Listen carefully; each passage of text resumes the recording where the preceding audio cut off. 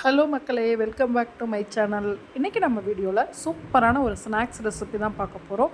சட்டுன்னு குயிக்காக ஒரு 5 மினிட்ஸ்க்குள்ளே செஞ்சிடலாம். வாங்க வீடியோக்குள்ளே போகலாம்.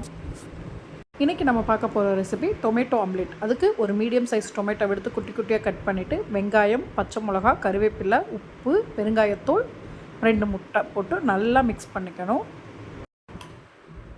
ஈவினிங் டைம் பிள்ளைங்க ஸ்கூல் விட்டு வரும்போது செஞ்சு கொடுத்தா ரொம்ப விரும்பி சாப்பிடுவாங்க. வயிறும் நல்லா ஃபில்லிங்காக இருக்கும்.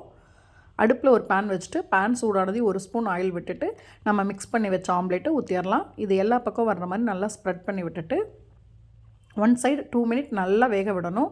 அப்போ தான் அந்த டொமேட்டோ நல்லா குக் ஆகும். பின்னாடி திருப்பி போட்டு ஒரு 2 மினிட்ஸ் வேக விடணும். இதுக்கு சில்லி ஃப்ளேக்ஸ், சிக்கன் தூள் இல்லை பெப்பர் தூள் நிறையா உங்கள் ஃப்ளேவர் எப்படி பிடிக்குமோ காரமாக சாப்பிட்ணுன்னா போட்டுக்குங்க.